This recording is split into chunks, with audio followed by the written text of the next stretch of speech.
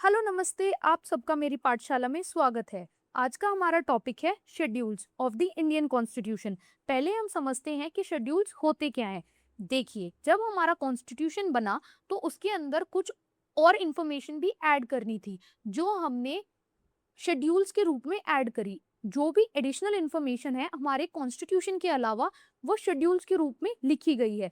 जब हमने अपने कॉन्स्टिट्यूशन को अडॉप्ट किया ऑन 26 जनवरी 1950, तो इनिशियली उसके अंदर 8 शेड्यूल्स को ऐड किया गया। लेकिन आगे आने वाले टाइम पे 4 अमेंडमेंट्स के थ्रू 4 और शेड्यूल्स को ऐड कर दिया गया। तो एट प्रेजेंट हमारे कॉन्स्टिट्यूशन के साथ 12 शेड्यूल्स हैं। अब हम इन 12 शेड्यूल्स को डिटेल में समझेंगे। पहले है फर्स्ट शेड्यूल, जिसके अंदर हमें दो चीज पता चलती हैं। जितनी भी इंडियन कंट्री की स्टेट्स और यूनियन टेरिटरीज हैं, उनके नाम क्या हैं, और दूसरी बात उनका टेरिटोरियल जुरिस्डिक्शन क्या है। अगर कोई भी नई स्टेट बनती है तो उसका नाम और उसका टेरिटोरियल जुरिस्डिक्शन फर्स्ट शेड्यूल के अंदर ऐड होना जरूरी है। अब हम बात करते हैं सेकेंड शेड्यूल की। सेकेंड शेड्यूल के अंदर अलाउंसेस, प्रिविलेजेस और एमोल्यूमेंट्स की बात करी गई है, मतलब कि वेतन किस किस का।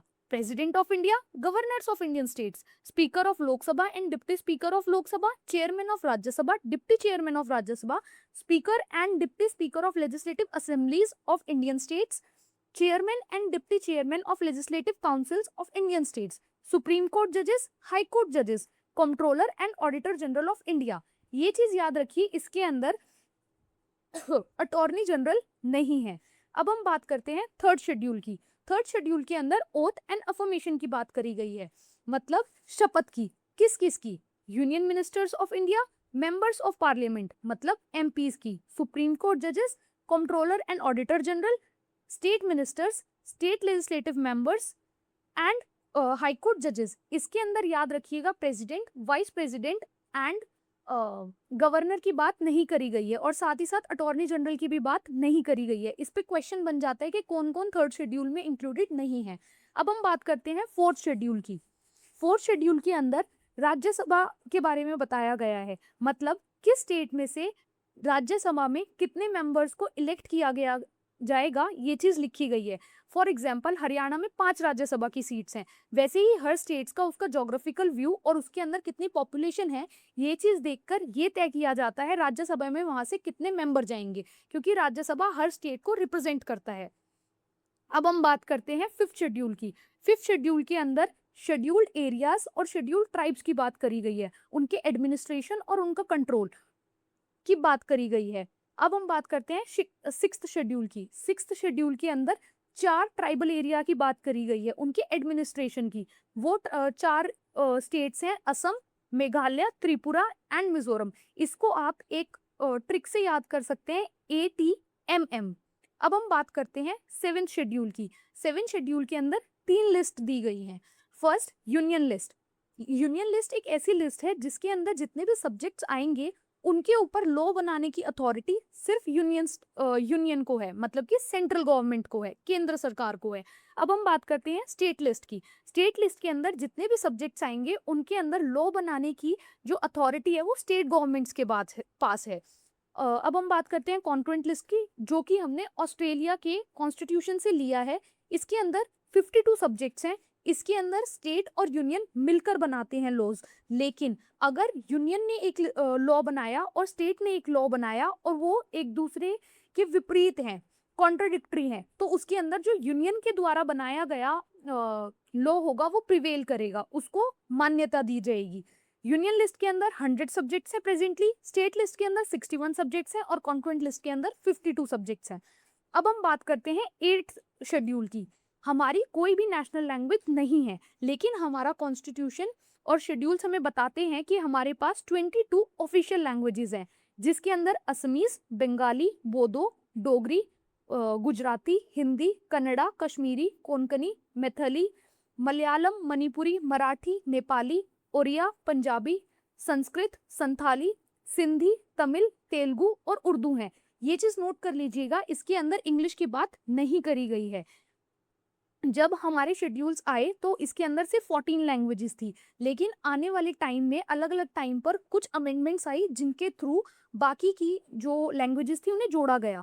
जैसे 21st अमेंडमेंट के थ्रू सिंधी को जोड़ा गया, 71st अमेंडमेंट के थ्रू कोंकणी, मणिपुरी, नेपाली को जोड़ा गया, 92nd अमेंडमेंट के थ्रू बोडो, डोगरी, संथाली और मैथिली को जोड़ा गया।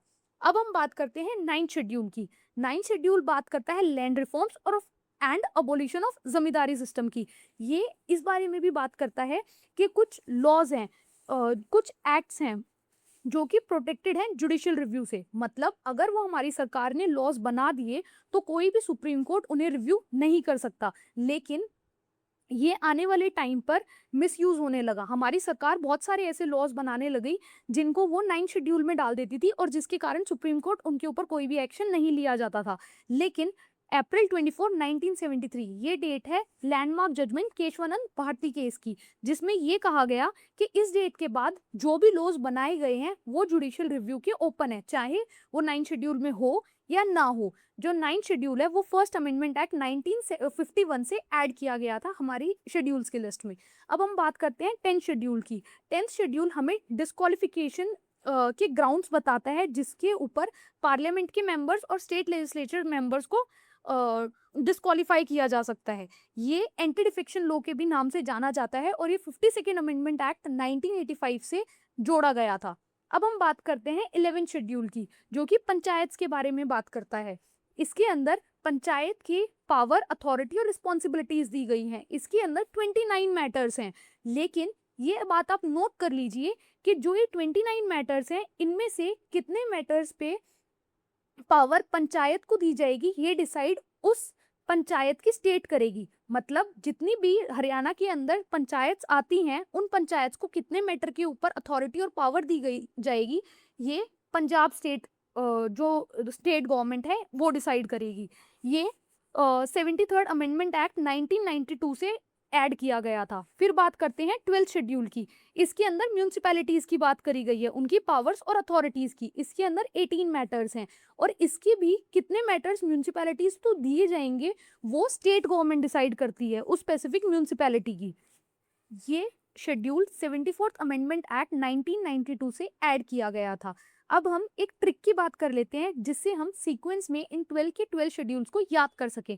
ये बहुत एक कॉमन ट्रिक है, बहुत सारे लोगों को पता भी होगी, जो कि है tears of old PM. T stands for territories, E for emoluments, A for affirmation, R for Rajya Sabha, S for scheduled areas, O for other areas, F for federal structure, O for official languages, L for land reforms, D for anti-defection, P for panchayat and M for municipality. Thank you and follow for more.